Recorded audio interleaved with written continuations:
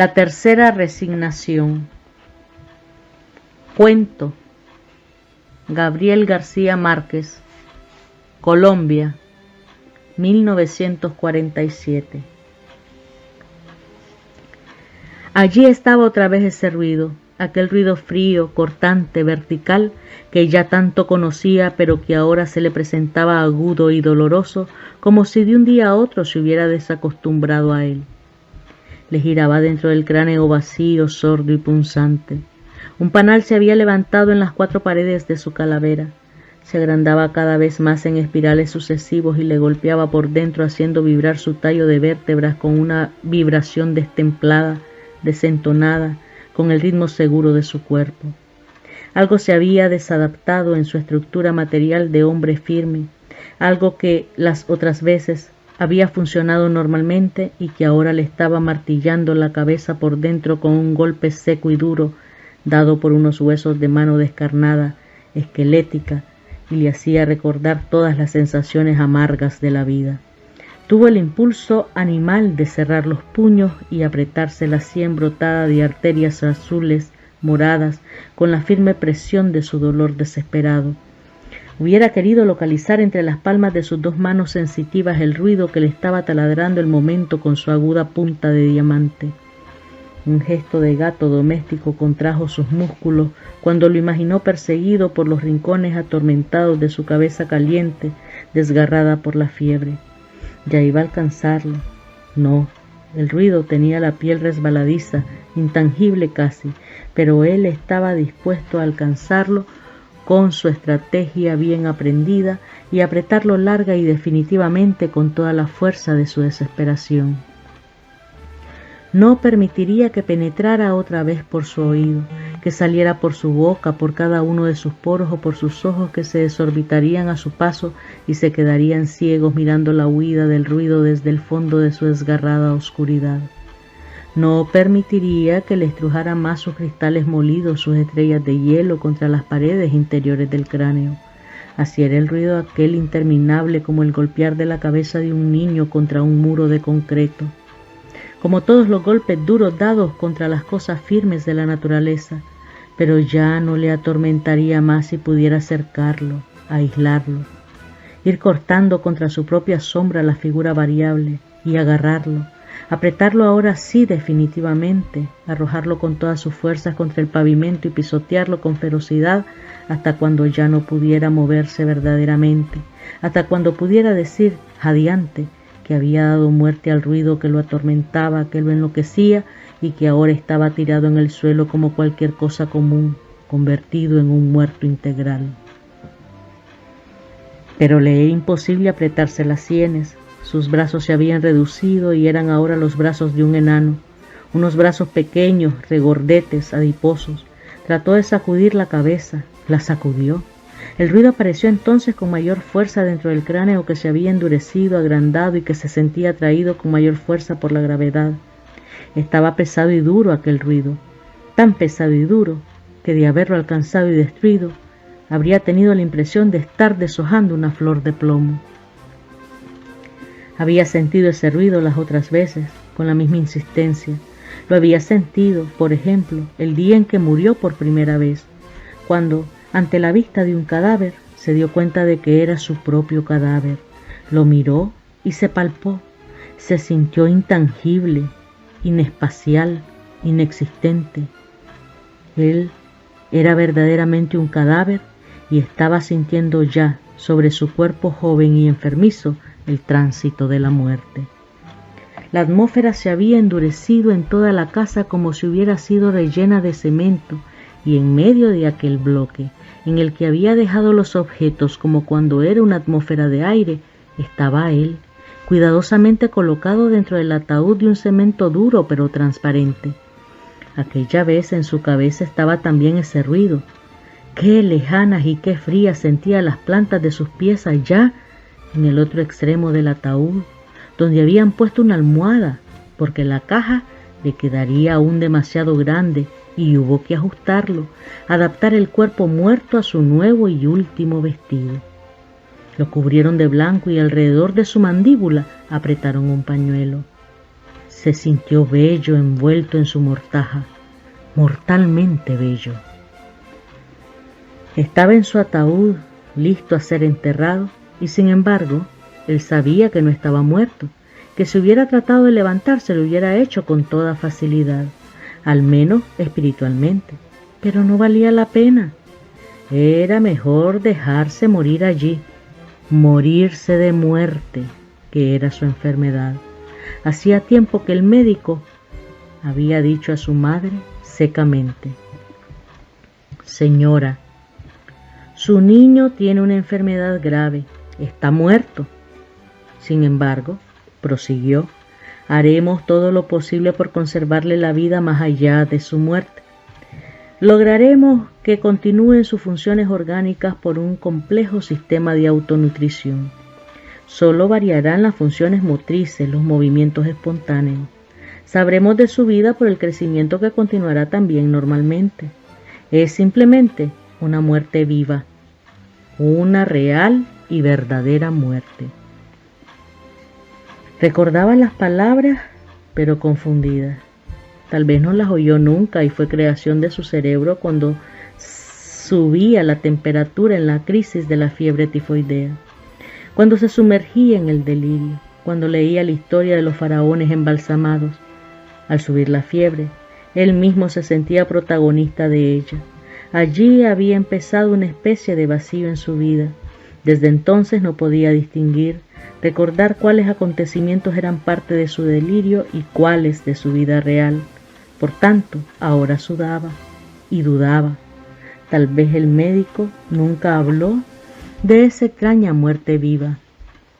Es ilógica, paradojal, sencillamente contradictoria, y eso lo hacía sospechar ahora que efectivamente estaba muerto de verdad, que hacía 18 años que lo estaba. Desde entonces, en el tiempo de su muerte, tiene 7 años. Su madre le mandó hacer un ataúd pequeño de madera verde, un ataúd para un niño. Pero el médico ordenó que le hicieran una caja más grande, una caja para un adulto normal, pues aquella pequeña podría atrofiar el crecimiento y llegaría a ser un muerto deforme o un vivo anormal. O la detención del crecimiento impediría darse cuenta de la mejoría. En vista de aquella advertencia, su madre le hizo construir un ataúd grande para un cadáver adulto y le colocó 3 almohadas a los pies con el fin de ajustarlo. Pronto empezó a crecer dentro de la caja, de tal manera que cada año podían sacarle un poco de lana a la almohada extrema para darle margen al crecimiento. Había pasado así media vida, 18 años, ahora tenía 25, y había llegado a su estatura definitiva, normal. El carpintero y el médico se equivocaron en el cálculo e hicieron el ataúd medio metro más grande. Supusieron que él tendría la estatura de su padre, que era un gigante semibárbaro, pero no fue así. Lo único que de él heredó fue la barba poblada, una barba azul, espesa, que su madre acostumbraba arreglar para verlo decentemente dentro de su ataúd. Esa barba le molestaba terriblemente en los días de calor. Pero había algo que le preocupaba más que ese ruido. Eran los ratones. Precisamente cuando niño, nada había en el mundo que le preocupara más, que le produjera más terror que los ratones. Y eran precisamente esos animales asquerosos los que habían acudido al olor de las bujías que ardían a sus pies. Ya habían roído sus ropas, y sabía que muy pronto empezarían a roerlo a él, a comerse su cuerpo. Un día pudo verlos, eran 5 ratones lucios, resbaladizos, que subían a la caja por la pata de la mesa y lo estaban devorando. Cuando su madre lo advirtiera, no quedarían ya de él sino los escombros, los huesos duros y fríos. Lo que más horror le producía no era exactamente que se lo comieran los ratones. Al fin y al cabo podría seguir viviendo con su esqueleto. Lo que lo atormentaba era el terror innato que sentía hacia esos animalitos. Se le erizaba la piel con solo pensar en esos seres velludos que recorrían todo su cuerpo, que penetraban los pliegues de su piel y le rozaban los labios con sus patas heladas. Uno de ellos subió hasta sus párpados y trató de roer su córnea.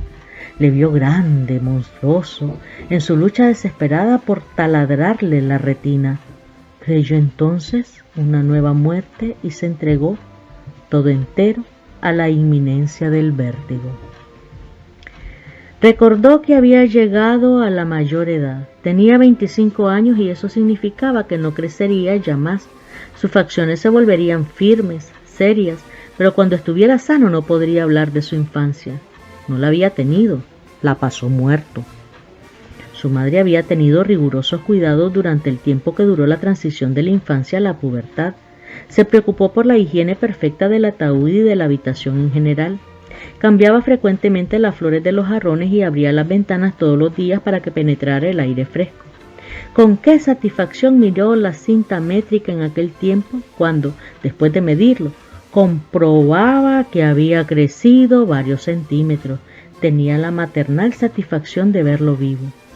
Cuidó, asimismo, de evitar la presencia de extraños en la casa. Al fin y al cabo era desagradable y misteriosa la existencia de un muerto por largos años en una habitación familiar. Fue una mujer abnegada, pero muy pronto empezó a decaer su optimismo.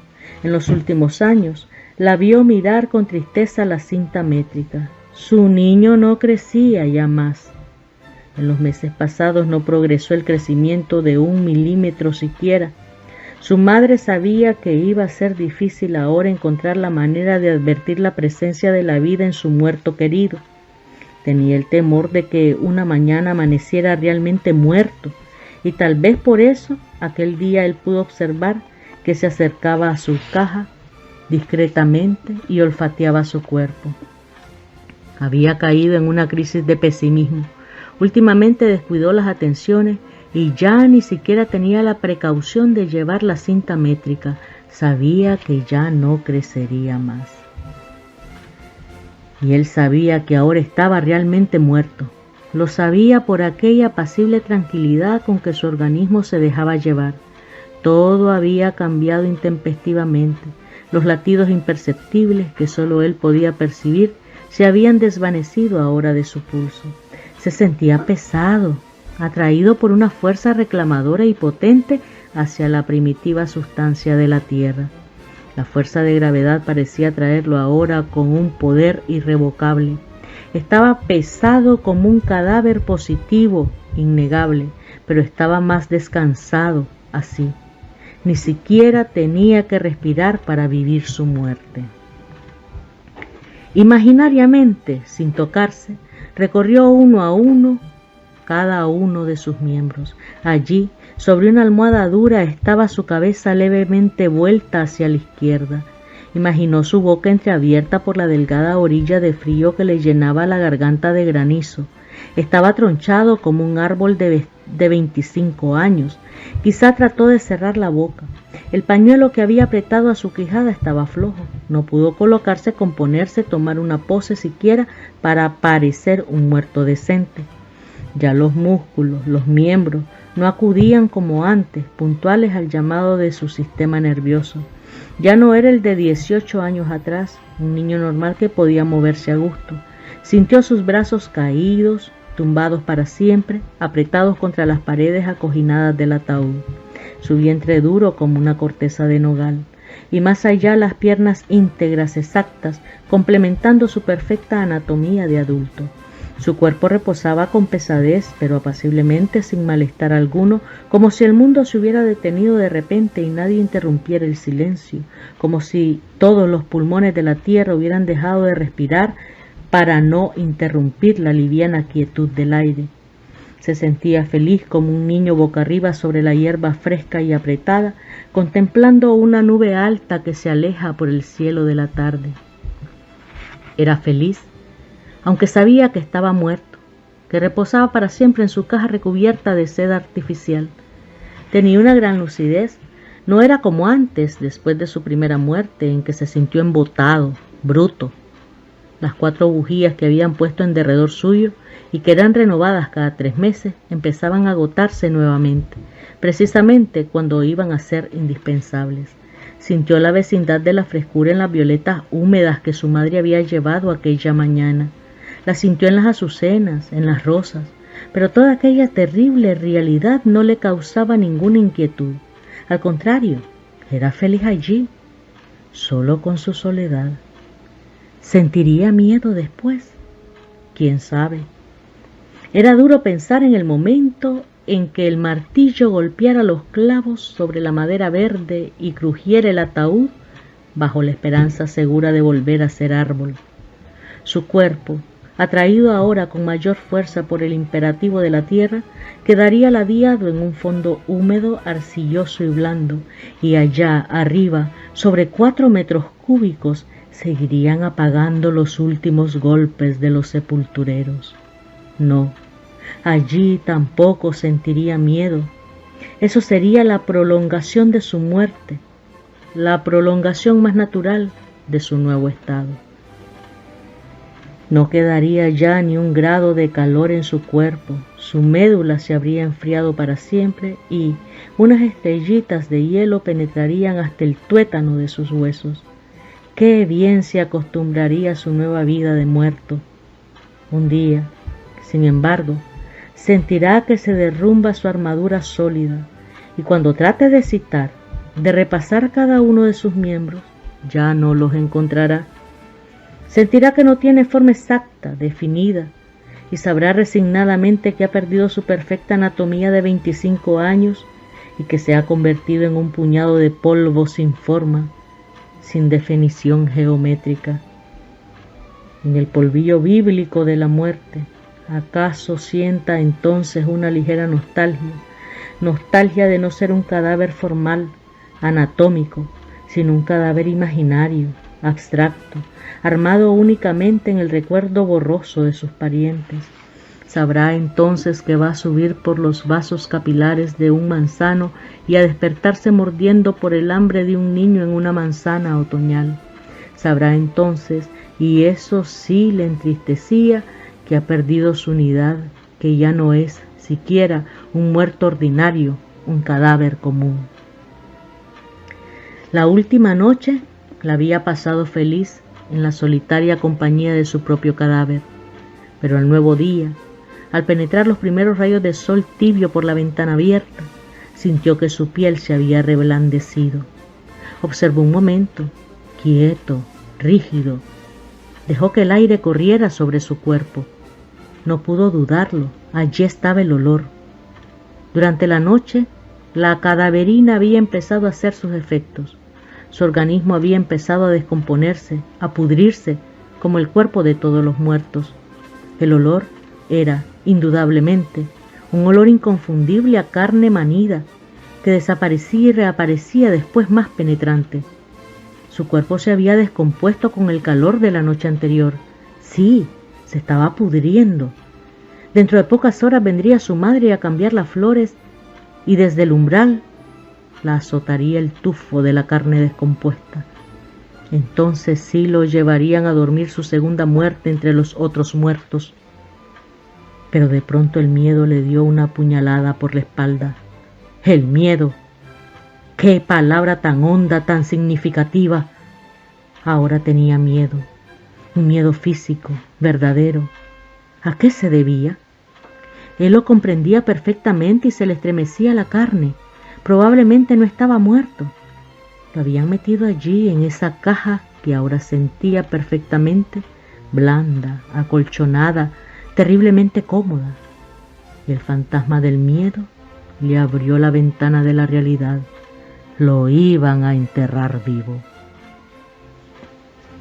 No podía estar muerto, porque se daba cuenta exacta de todo, de la vida que giraba en torno suyo, murmurante, del olor tibio de los heliótropos que penetraba por la ventana abierta y se confundía con el otro olor.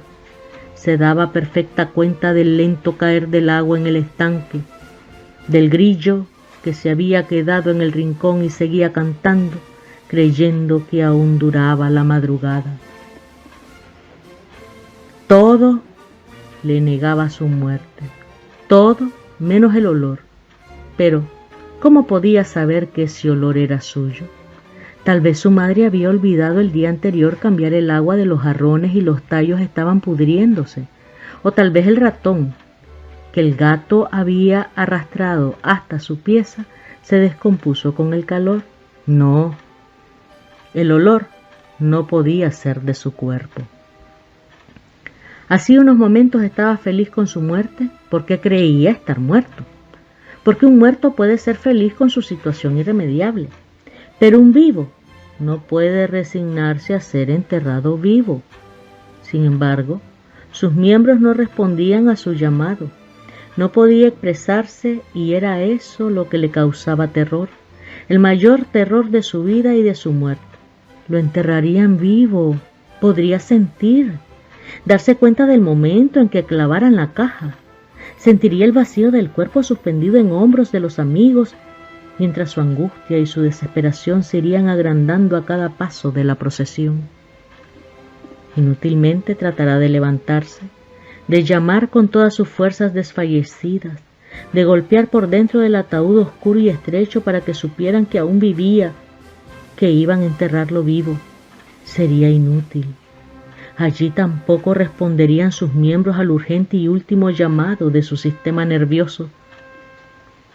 Oyó ruidos en la pieza contigua. Estaría dormido. Habría sido una pesadilla toda esa vida de muerto. Pero el ruido de la vajilla no continuó. Se puso triste y quizá tuvo disgusto por ello. Hubiera querido que todas las vajillas de la tierra se quebraran de un solo golpe, allí a su lado, para despertar por una causa exterior, ya que su voluntad había fracasado. Pero no era un sueño. Estaba seguro de que de haber sido un sueño no habría fallado el último intento de volver a la realidad. Él no despertaría ya más.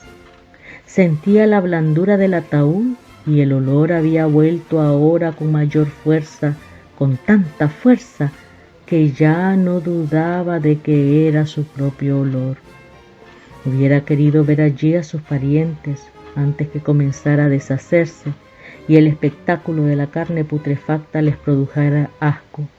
Los vecinos huirían espantados del féretro con un pañuelo en la boca. Escupirían. No, eso no. Era mejor que lo enterraran. Era preferible salir de eso cuanto antes. Él mismo quería ahora deshacerse de su propio cadáver. Ahora sabía que estaba verdaderamente muerto, o al menos inapreciablemente vivo. Daba lo mismo. De todos modos, persistía el olor. Resignado oiría las últimas oraciones, los últimos latinajos mal respondidos por los acólitos. El frío lleno de polvo y de huesos del cementerio penetrará hasta sus huesos y tal vez disipe un poco ese olor. Tal vez, quién sabe, la inminencia del momento le haga salir de ese letargo, cuando se sienta nadando en su propio sudor, en un agua viscosa, espesa, como estuvo nadando antes de nacer en el útero de su madre. Tal vez entonces esté vivo, pero estará ya tan resignado a morir que acaso muera de resignación. Gabriel García Márquez, Colombia.